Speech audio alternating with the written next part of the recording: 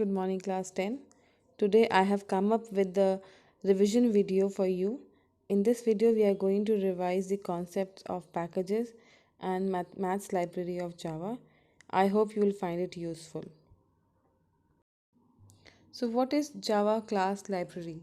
A class library is a collection of classes that we can use while developing the programs. The Java standard class library is a part of any Java development environment. The library classes are not part of Java language but also very important from development point of view. Various classes we have already used in the previous programs like system and scanner. They are a part of standard library of Java. There are other class libraries also which we can obtain from third party or we can even make them on our own. So, like any other library, we can use the virtual library of Java, which includes ready made frameworks for many problems which programmers face in their daily work.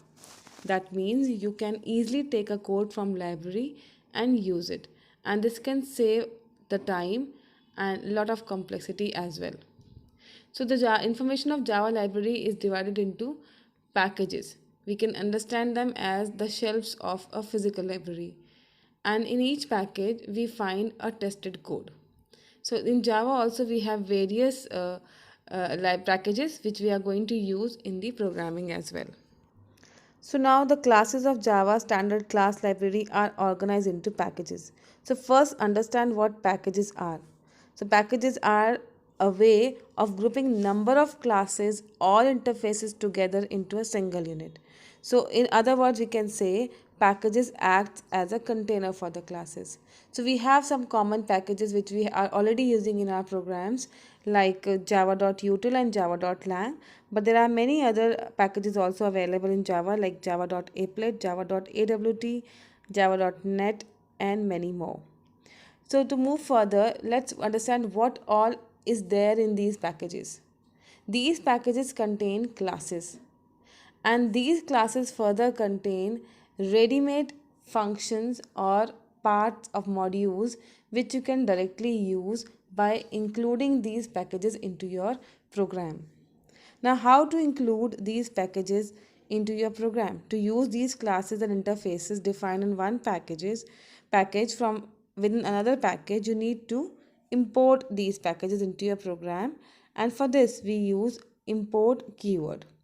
For example, you want to import a circle class of a package called graphics. So you will write import space graphics dot circle. The import statement must be at the beginning of a file before any class definitions are made, and this makes the class available for the use of other classes in your program. If you want to import all the classes from a package, then you can simply write dot asterisk in place of dot circle, and this is applicable for all the packages. The default package is always imported for you by the compiler. The runtime system automatically imports the java.lang package for you as well when you start writing your program. That means we do not need to include java.lang package always. However, while writing an import statement for java.lang package will not give any error even if you write it. When you want to use a class or a package, as I told you, you can use its fully qualified name like java.util.scanner, or even you can use import java.util.scanner in the beginning of the program before the class name. To import all the classes of particular package, you can use asterisk wildcard character next to the package name. As I said just now, that you can import any package in your program. So one such package is java.lang, which is most used package of Java. The package java.lang contains many useful classes, and one such class is maths class. The Java math class is a collection of many useful methods for performing various mathematical functions. So, the mathematical functions which are included in the maths class can be pi constant, can be e exponential base, trigonometric methods, exponent methods, rounding off methods, minimum, maximum, absolute, and random methods. So all these methods are called static methods because they belong to a class and we do not need any object to call all these methods. So static methods can be invoked directly by their class name. So hence we write it like this, maths.sqrt or maths.log. Like this we can write, and we do not need any user object to call these methods. The reason is these methods are static methods, means they belong to inbuilt classes of the packages. Let's take up the example of one program where you will see the use of many mathematical functions of java.lang package. So this program is made for quadratic equation to find the roots of quadratic equations. So here the class name is taken as quadratic and three variables are there, a, b and c, which refers to the coefficients of the equation, quadratic equation. The standard format of quadratic equation is the ax square plus bx plus c. So that, keeping that equation in mind, the three variables a, b, c have been taken here. Then two output variables are required, that is root 1 and root 2, and one for discriminant. So the next statement is scanner, scan is equals to new scanner bracket system dot in. Here scan is an object of scanner class which will be required for taking the input from the user. So first line of the program is asking us to enter the coefficient of x square, that is a, and in the next line it is written there a is equals to scan dot next int. So first variable has been taken as an input from the user. Then system.out.print enter the coefficient of x now. The second variable b, so b is equals to scan.nextInt. Same way the third variable is also taken, which is a constant in the equation. So enter the constant, c is equal to scan.next. Now in the next part of the program, after the comment you can see discriminant is equals to mat.pow bracket b comma 2 minus 4 into a into c. Now you can see the blue highlighted part, mat.pow bracket b comma 2. This is the mathematical function power.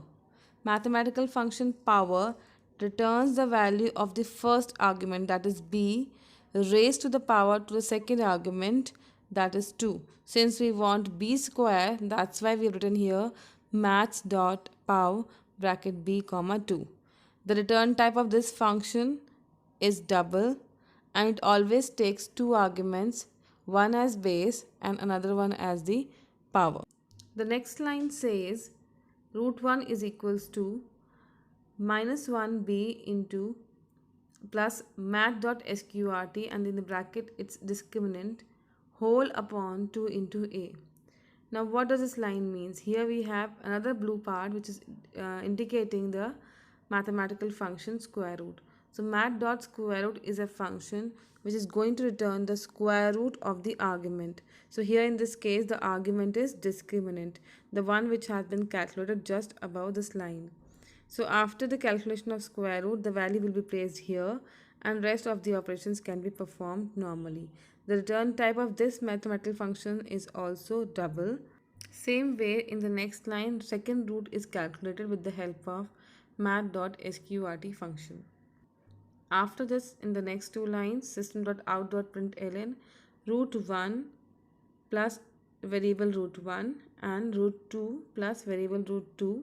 Here we are going to print both the roots calculated from the methods which have been used in the program. Now children, you have already seen that we have used two mathematical functions, and imagine if these functions would have not been there, then this calculation part you have to do it on your own and the program will become more complex. So that is the beauty of these mathematical functions, that you can avoid the complexity of calculations in your program. And important thing is that the bracket which these functions have, these brackets are meant to take the arguments. Arguments are the values which refer to the method and work as an input to it. Now let's see the output of the program.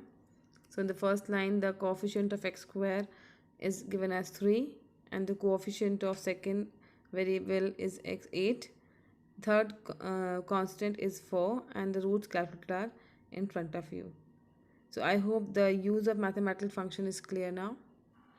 Next are trigonometric methods. Maths class also provides us various trigonometric methods which are useful in various programs. So there are as follows: sine. Now this function takes double as an input. So argument type of argument passed is double, and math.sine is going to return a trigonometric sine value of a given double value. Same goes for the cos. Now math.cos function is going to return a trigonometric cosine value of a given double value. Maths.tan, it is going to return the trigonometric tangent value of a given double value. Now next is maths.asine. Asine is also another function of trigonometric field only, but here it is going to return the trigonometric arc sine value of a given double value. The value will lie between minus pi by 2 to pi by 2. Same goes with the cos. A cos, it is going to return a trigonometric arc cosine value of a given double value, and similarly the tan function is going to return an arc tangent value of a given double value. One thing you have to keep in mind, children, the a cos value and a sine values, that is arc sine value and arc cos value or arc tangent value, ranges from minus pi by 2 to plus pi by 2. This is the only difference between the sine and the a sine values and the other family members also. Now next group of methods belongs to exponent family. So here we have various methods for that. exp bracket double a, this method returns the exponent of a number passed as a double to it. Here e returns, it is going to return the power of the double value. E exponent means the power. Children, E stands for Euler. Euler is a number, so approximately one exponent value will be 2.7. Logarithm of the double value passed to it. Then comes log 10. It is going to return the base 10 logarithm value of the double value passed to it. Next method is power, which I have already explained you here before just now. So power function is going to return the power of a double value a whose power, raised power, is b. So first argument that is passed is the base, and the second argument passed is the power. Next comes the square root. This also explained just now before. The square root function is going to return the square root of a double value passed to it. In the given examples, you can see exponent value math.exponent1 returns 2.71, and maths power 2, 3 returns 8, and so on. The next family of maths class is of rounding methods. Now this family contains various methods which are used for rounding off. Like for example, let's start. Double ceil.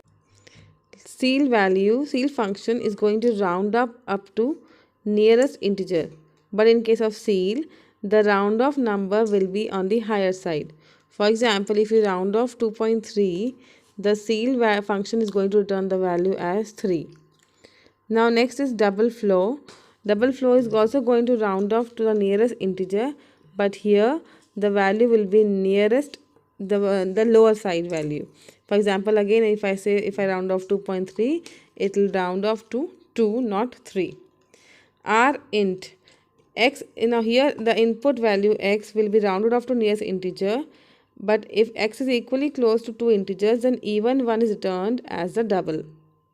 And now round off float is normal round off, like if the value is higher than 0.5, the next value will be as an answer, and if the value is less than 0.5, then the previous value will be the answer. Long round. Long round is also going to round off to the nearest value, but the return type of this function will be long instead of double. In this slide, I have tried to show you the answers to all the possible rounding methods. Like for example, as I told you, 2.1 when ceil will become 3, and 2.1 when floor will become 2. Same way, rint R int for 2.1 will be 2, and rent value for 2.5 is also 2. Now a clear R int method is returning you the nearest integer which is closest to the given value. So that should be an integer no matter it is on the higher side or on the lower side. And round off method is same as you use in mathematics, that nearest number less than 0.5 will be the lower one, and the nearest higher number will be the next number on the higher side. Means less than 0.5 will go towards lower side and more than 0.5 will go towards the higher side. So children, I have tried to explain you all the possible used mathematical functions which are used in class 10 syllabus in the programmings. Hope it would have been a useful video and the concept must have been cleared.